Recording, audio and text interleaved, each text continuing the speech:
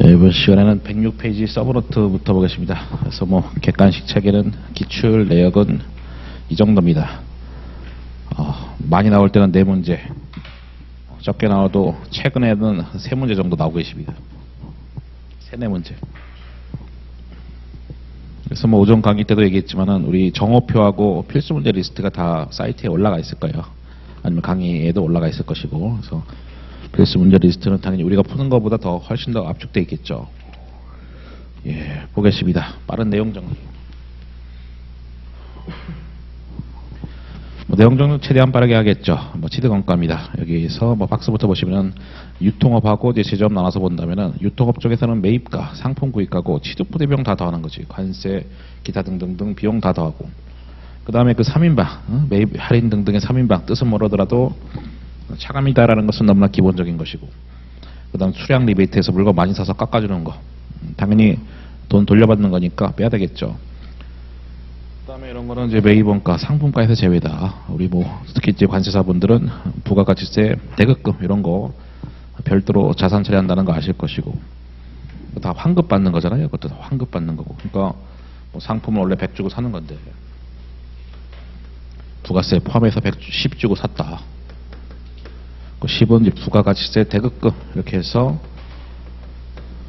환급 받는 거죠. 아무튼 이런 거는 이제 매입원가가 아니다. 상품가를 구성하지 않는다. 그다음 관세, 환급금도 마찬가지다. 예, 관세를 만약 100을 냈는데 그 중에서 환급금이 70이 발생했어. 그럼 실질적으로 관세 낸 건 30이기 때문에 이 30만 상품가액에 들어간다 이런 얘기고. 제조업 쪽에서는 매입원가가 이제 직접 재료비 쪽 얘기하는 거고, 전환원가는 가공원가인데 직접 납입 제조간접비잖아요. 그래서 이런 것이 다 제품을 구성한다. 글씨로 본다면 매입원가, 전환원가 이거죠. 상품, 그리고 전환원가는 직접 납입 제조간접비 이런 거 다 제품가액을 구성하고, 현재 장소의 현재 상태, 이 상태가 판매 가능 상태지. 그래서 여기가 자산 취득이 있으면, 그래서 자산 취득가뿐만 아니라 취득 부대비용 다 더하는 거잖아요. 그래서 이 자산 취득의 의미가 재고자산은 판매 가능 상태다. 재고자산 정의가 판매 목적인 자산이기 때문에 판매 가능 상태까지 지출액은 다 싹 다 자산이다. 돈 쓰면 자산 아니면 비용인데 자산도 자산이고 비용도 자산이다 이런 얘기고. 그 다음에 심화. 제조간접비 배분했을 때 변동 제조간접비는 실제 조업도로 기초해서 배분한다. 고정 제조간접비는 정상 조업도, 기준 조업도죠. 그래서 기초에 설정한 조업도에 따라서 배분하고, 만약에 정상 조업도, 실제 조업도가 유사하다면 그때 실제 조업도를 할 수 있다. 그래서 키워드는 요 3가지. 어렵게 냈을 때는 말문제가 그런 것도 낼 수 있다라는 것이고, 기본서에 없지만 어쨌든 요약 강의 때 했던 얘기고. 그 다음에 그 상태가 판매 가능 상태겠죠. 판매 가능 상태까지 지출액은 싹 다 자산이다. 이미 알고 있습니다. 그 다음 페이지. 4가지가 있으니까 각종 시험에서 당연히 한 번씩은 다 나왔겠지. 비용이다. 그래서 돈 썼는데 그것이 자산이냐 비용이냐 했을 때, 일단 취득 전까지 발생한 비용은 다 자산이고 취득 이후의 비용은 원래대로 비용이다. 일단 부정적인 단어가 있으면 싹 다 비용. 여기 낭비, 보관이 필요한 경우 이외 이런 것으로 해서 자산 취득할 때 발생한 그 비용이 자산이 원칙이겠지만은 불필요한 비용은 원래대로 비용이다. 비정상적으로 쓸데없이 쓴 비용들. 그 다음에 보관이 필요한 경우 이외 보관비용, 쓸데없는 보관비용 이런 것이고, 역시 이것도 또 부정적인 단어가 있잖아.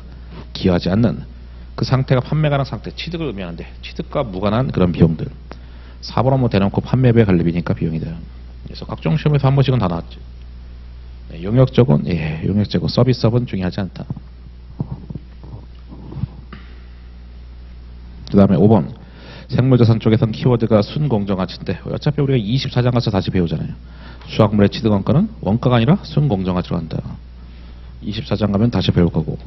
그 다음에 표준원가법, 소매제거법 이것도 아무것도 아닌데 너무나 기술이 많이 됐죠. 실제원가랑 유사하다면 쓸 수 있다. 왜냐하면 다 원가 추정하는 방법인데, 재무제표는 실제원가가 원칙인데 어쨌든 실제원가랑 유사하면 편의상 쓸 수 있다. 이것도 많이 나왔던 겁니다. 됐고, 그 다음에 취득원가 할 때 빠르게 풀면은 이거죠.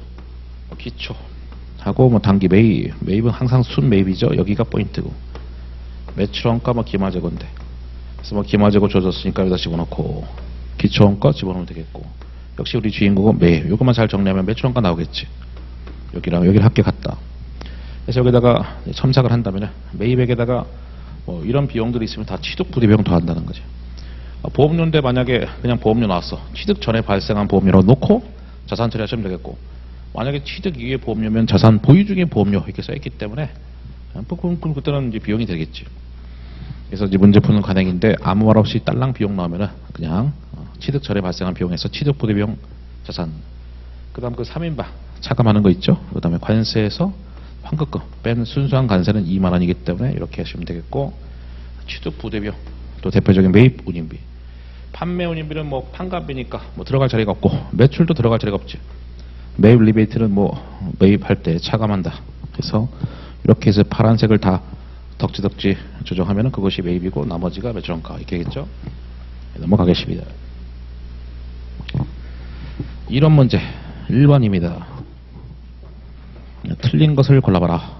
시간은 느낌상 15초 드리겠습니다. 말 문제도 뭐 웬만하면 다 푸는 걸로 하겠습니다. 계산은 이제 너무 똑같으면 안 풀겠지만 말은 똑같지는 않을 거기 때문에 일단 풀어보시죠.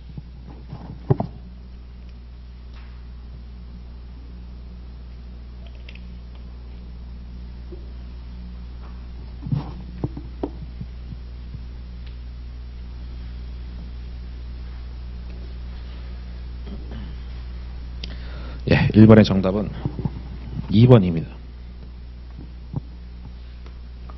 2번이 왜 틀렸냐? 2번부터 보자.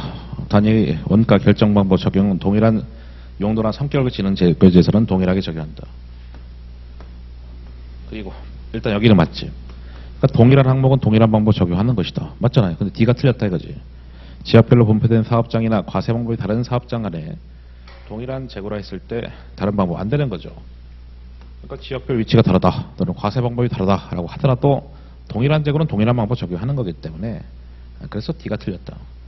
일반 후이선시법 적용 허용되지 않는다. 이유는 아실 필요 없고 그냥 안 된다는 사실만 아시면 되겠죠. 세 번째, 서로 유사하거나 관련 항목은 통합해서 적용하는 것이 적절하지 않는 한 항목별로 하는 것이 맞다. 그러니까 뭔 소리입니까? 원칙은 저가법은 항목별 기준, 예외는 조별 기준 이런 얘기죠. 그래서 묶어서 할 수 있다. 서로 유사하거나 관련된 항목은 묶어서 할 수 있다. 네 번째, 제품이 원가 이상으로 판매될 것으로 예상되는 경우에 역시 뭐 다 뒤에 가서 나오는 것이죠. 우리가 지금 이론 문제 싸잡아서 집어넣어서 그렇지 다 뒤에 가서 내용 정리 다시 할 텐데 이게 저가법의 예외 아니겠습니까? 만약에 제품 원가고 시가가 있을 때 이렇게 된다 했을 때 원재료에 대해서는 평가 손실 인식하지 않는다고. 평가 손실 인식하지 않는다. 그러니까 제품에 대해서 평가 손실 인식하지 않으면은 너도 원재료 너도 평가 손실 인식하지 않는다. 그러니까 저가법 적용의 예외가 되겠죠. 그래서 이제 문제풀이 강의 때는 왜 그런 거냐 생각하지 않는 거야. 그냥 다 외워버리시는 겁니다. 왜 그런 거냐 하는 거는 기본 강의하고 요약 강의 때 그때까지만 생각하는 거지. 제품이 원가 이상으로 판매된다. 그게 지금 이거잖아. 원가보다 시가가 더 크다. 순실현 가능가치가 더 크다. 뭐 그때에 대해서는 원재료는 감액하지 않는다. 원재료에 대해서 금액을 줄이지 않는다. 그러니까 평가 손실이 금액 줄이는 거잖아. 자산 까고 차변에 평가 손실 하는 건데 그렇게 안 한다는 것이죠. 그러니까 평가 손실 인식 안 하겠다. 맞죠? 그 다음에 다섯 번째는 재고자산 평가 손실 환입 얘기하는 거지. 뭐 상황은 이거잖아요. 쭉 해서 어차피 다 뒤에서 내용 정리 될 텐데 이게 처음에 취득할 때 뭐 100이요. 그 다음 이제 80이 됐어. 1년 말. 근데 2년 말에 시가가 130까지 올라갔습니다. 그래서 여기서 평가 손실 20 인식하는 거죠. 원가도 시가 떨어졌으니까 차분의 평가 손실 20, 대변의 평가 충당금 20에서 하는데 다시 시가가 2년 만에 올라갔으면 그때는 여기까지만. 그래서 기존 장부가가 항상 환입의 한도잖아요. 기존 장부가가 환입의 한도다. 그거 느낌 갖고 한번 보자. 재고자산 감액을 처리했던 상황이. 그러니까 금액을 줄이는 게 감액인데, 그러니까 평가 손실 인식했던 상황이 해소되거나, 하여튼 순실현 가능가치가 다시 올라갔대. 이 상황이지 뭐. 시가가 떨어졌는데 다시 올라갔어. 그랬을 때 만약에 한도 없이 환입한다면 틀린 거지. 한도 없이 환입한다가 아니라 최초의 장부 금액을 초과하지 않는 범위 내에서. 그럼 최초의 장부 금액이 걔가 뭐 기존 장부가고 그것이 한도지 뭐.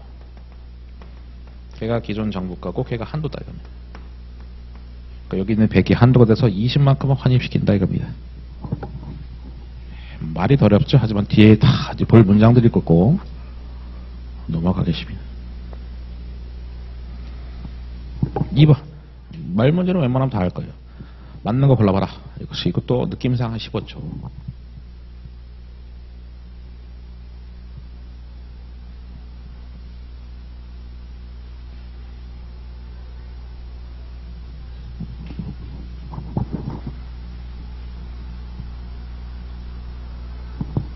예, 맞는 게 어디 있습니까? 정답부터 체크하면 3번. 1번부터 다 보겠습니다. 원가, 시가 중에 큰 금액이 아니라 둘 중 작은 거. 저가법이니까. 둘 중 작은 거.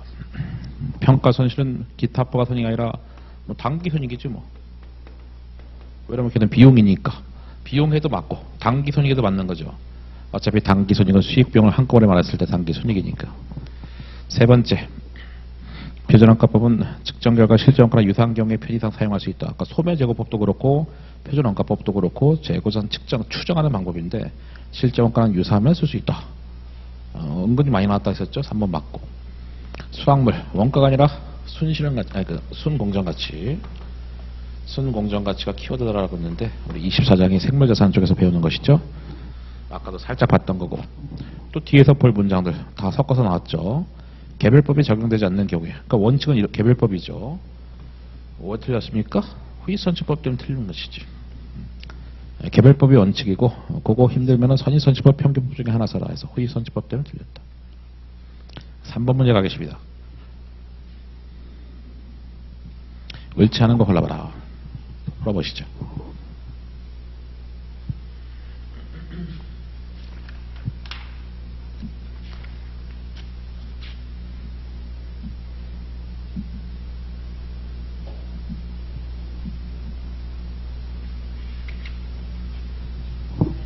네, 3번에는 정답이 4번.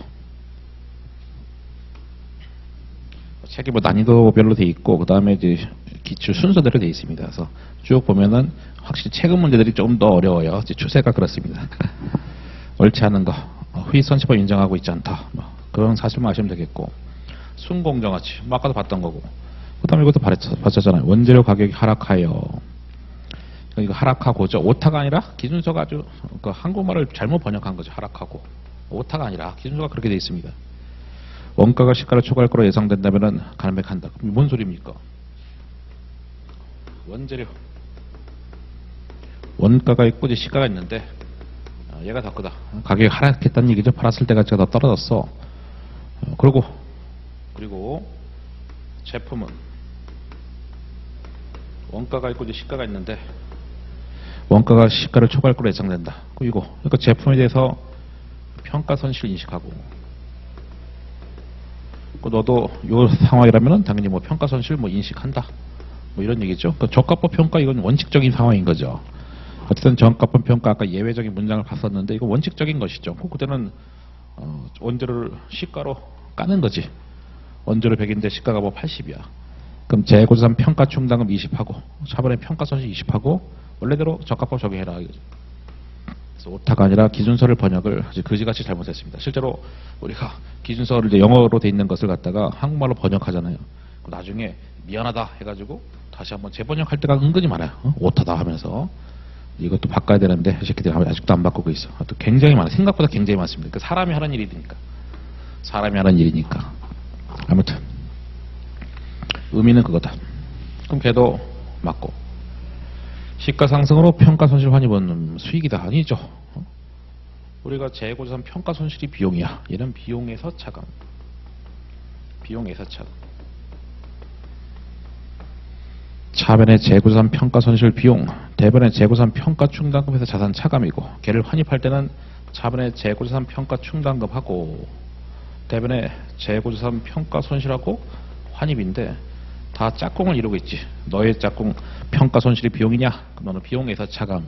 옛날에는 환입자만 들어가면 다 수익인데 그게 뭐 5, 6년 전에 다 개정이 됐기 때문에 너가 비용이면 너는 비용에서 차감. 기준상 그렇게 돼 있다. 그래서 4번 틀렸고. 표준원가법, 소매제고법 은근히 많이 등장됐었죠. 실제원가랑 유사할 때 편의상 쓸 수 있다. 보통 이제 맞는 문제로 많이 나왔지. 지금까지 굉장히 많이 나왔죠. 그 다음에 4번 문제. 이 정도만 나와도 우리가 회계는, 회계 시험이 이 정도 나오면은 80은 맞을 수 있을 텐데. 풀어보시죠.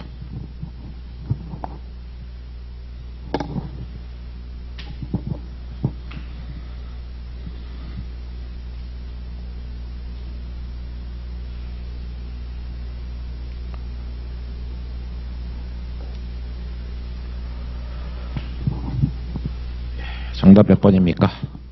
5번입니다. 이거 아까도 비슷한 문제 봤었죠. 왜 틀렸냐?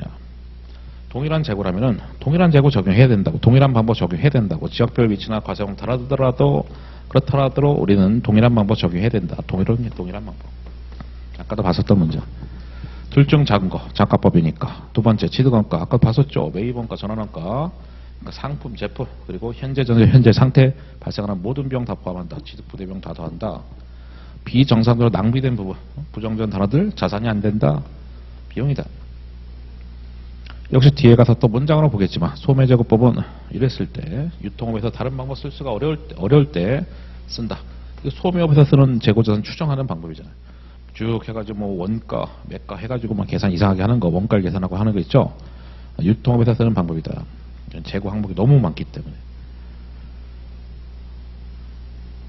이번도 풀어보시죠. 조금씩 길어지고 있다. 풀어보시죠.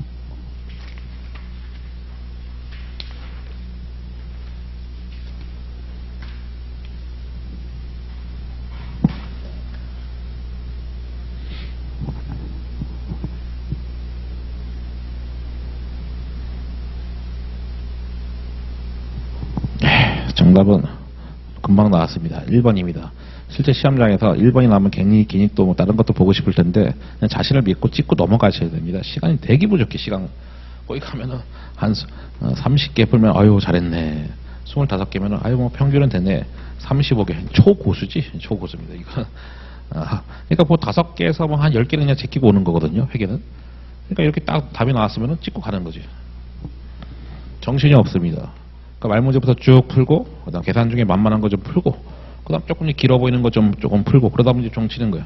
처음 보는 딱 그런 문제들 우리가 안 배운 것들도 뭐 한 두 개에서 한 3개 최대 한 2-3개 있을 건데 그거는 뭐 어차피 뭐 손도 못 대는 거니까 전혀 대세지장이 없어. 근데 또 그 2-3개를 맞추겠다고 막 예를 들어서 뭐 회계사 강의를 듣는다든가 별로 없겠지만 그런 애들도 있을 수 있거든요. 그거는 삽질 중에 삽질이지. 공부 시간이 2배로 늘어날 텐데. 어차피 우리가 한 37, 8개는 다 봤던 애들을 다시 한번 보는 거기 때문에 알고 있는 것을 다 공부를 하시면 되는 거고. 이거 말했잖아요. 아까 실제원가는 유사할 때 편의상 쓸 수 있다. 이렇게 유사한 경우에 유사하다면 편의상 쓸 수 있다. 왜냐하면 실제 재무제표는 실제원가가 밖으로 외부로 나가는 거기 때문에. 그래서 뭐 틀렸고. 개별법 또 뒤에 가서 문장으로 보겠죠. 그래서 이럴 때 쓸 수 있는 방법이다. 개별법이 원칙이긴 한데 굉장히 제한적인 거 아니겠습니까? 상호 교환할 수 없는 항목, 뭐 부동산이라든가 서로 교환이 안 되잖아. 프로젝트별로 생산되는 거, 뭐 주문 생산 방식, 배 하나 만들어줘, 비행기 하나 만들어줘, 주문 생산 방식 이렇게 재고 항목이 많지 않을 때 쓸 수 있는 제한적인 방법. 계속 나오네. 순공정가치. 치사하게 내면 또 순자 빼나 그럼 틀리는 겁니다. 순자 들어가야 돼요. 순공정가치. 예상 판매가 빼기 예상 판매 비용이지. 하여튼 순자가 들어가야 됩니다. 그 다음에 이건 아까 봤던 거잖아. 그래서 유통업에서 쓸 수 있는 방법 좀 전에 그대로 봤었던 거고. 이게 이제 2020년부터 IFRS 시험인데 그 당시는 후입선시법이 안 된다는 것이 굉장히 쇼킹했던 거지. 그 당시 초창기니까.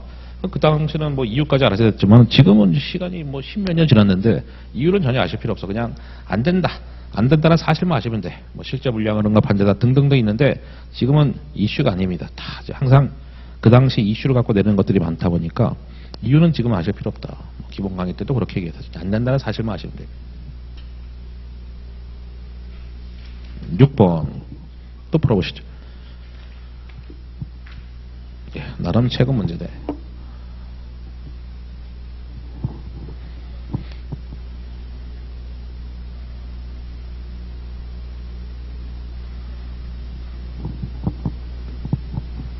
예, 정답은 그쵸 4번입니다. 왜 틀렸냐? 아까도 이거 봤었는데 또 나왔네. 표준원가법 또는 소매제거법은 실제원가는 유사한 경우에는 쓸 수 있었잖아. 유사한 경우는 뭐 편의상 사용할 수 있다.